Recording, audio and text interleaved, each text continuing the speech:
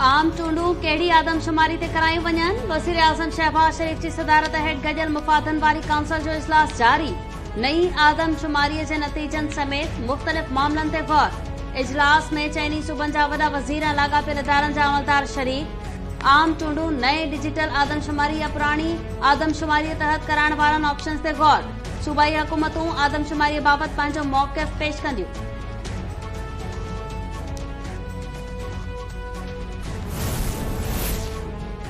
तोशाखाना फौजदारी केस में PTI chairman ऐं संदसि वकील खे 12 वॻे ताईं पेश थियण जी मोहलत। एडिशनल सेशन जज हुमायूं दिलावर जी अदालत में ॿुधणी दौरान पीटीआई चेयरमैन ऐं संदसि वकील पेश न थिया। जज रिमार्क्स में चयो आहे त 12 वॻे ताईं पीटीआई जो वकील पेश न थियो त फ़ैसिलो ॿुधाए छॾींदुसि। इलेक्शन कमीशन जे वकील दलील ॾिना त हू चाहिनि था त अदालत पीटीआई चेयरमैन जे वकीलनि खे ॿुधण बाद ई फ़ैसिलो करे।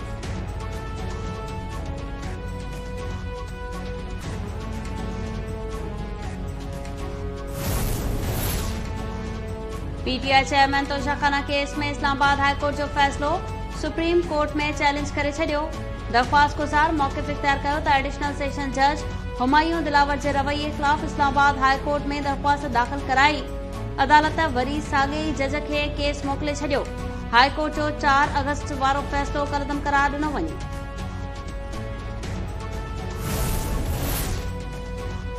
वफ़ाक़ी वज़ीर मरियम औरंगज़ेब मुल्क में महांगाई जो ज़िम्मेवार पीटीआई हुकूमत खे करार ॾेई छॾियो। इस्लामाबाद में प्रेस कॉन्फ्रेंस कंदे मरियम औरंगज़ेब चयो त पीटीआई जे दौर में क़दमनि सबबि मुल्क में महांगाई वधी वई आहे। नून लीग जी गुज़िरियल हुकूमत में महांगाई घटि ऐं तरक़ी जी शरह 6% खां वधीक हुई। नाड़े वारी वज़ारत IMF सां मुआहिदो करे मुल्क खे डिफ़ॉल्ट थियण खां बचायो। भारत पारां वालारियल कश्मीर जी गैर कानूनी तौर ख़ुसूसी हैसियत ख़त्म करण खे 4 साल मुकम्मल।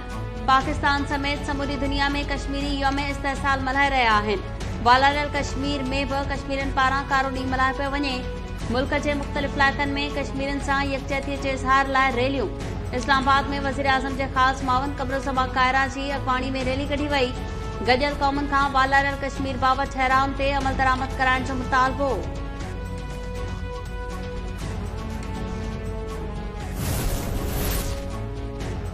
सदर आरिफ अलवी चयो आहे त 5 अगस्त 2019 ते भारत गैर कानूनी तौर ते वालारियल कश्मीर में कार्रवाई जी शुरूआत कई। भारत जा क़दम तकरारी इलाइक़े ते मुस्तक़बिल कब्ज़ो करण ऐं कश्मीरी किरदार ख़त्म करण लाइ हुआ। भारतीय हरबा कश्मीरनि जी आज़ादीअ वारे हौसले खे ख़त्म नथा करे सघनि। वज़ीर आज़म शहबाज शरीफ चयो त भारत लखें गैर कश्मीरनि खे जाली डोमिसाइल जारी कया आहिनि। पाकिस्तान भारत के हिक तरफ़ो ऐं गैर कानूनी तौर क़दम खे मुकमल तौर ते रद्द करे थो। आलमी बिरादरी खे वालारियल कश्मीर ते ज़ुल्म खे वधीक ख़ामोश न रहण घुर्जे। परॾेही वज़ीर बिलावल भुट्टो ज़रदारी चयो आहे त मोदी सरकार जो 5 अगस्त वारो हिक तरफ़ो ऐं गैर कानूनी क़दम वालारियल कश्मीर ख़िलाफ़ भारत जो आख़िरी हरबो हुयो जेको नाकाम साबित थियो।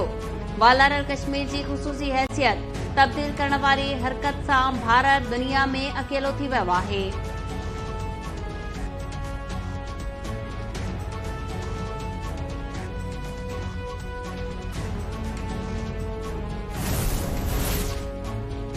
पाक फौज पारां यौम इस्तेहसाल जे मौक़े ते कश्मीरनि खे भेटा पेश। Chairman joint chief of staff committee ऐं फौजी सरबराहनि गडियल पैगाम में चयो आहे त लॉकडाउन ऐं ढांचो तब्दील करण जा गैर कानूनी क़दम आलमी कानून जूं भञकड़ियूं आहिनि। भारतीय अगराई इलाक़ाई सलामतीअ लाइ मुस्तक़िल ख़तरो आहे।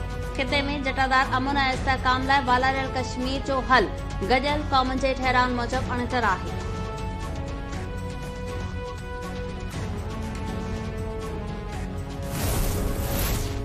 पटीदन रेलवे स्टेशन भरिसां कराची खां लाहौर वेंदड़ अलामा इक़बाल एक्सप्रेस जूं 2 बोगियूं पटड़ी तां लही वयूं।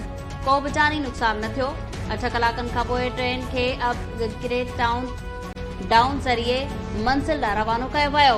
हादसे सबबि 8 कलाक ट्रेनुनि जी अचु वञु मुअतल रही।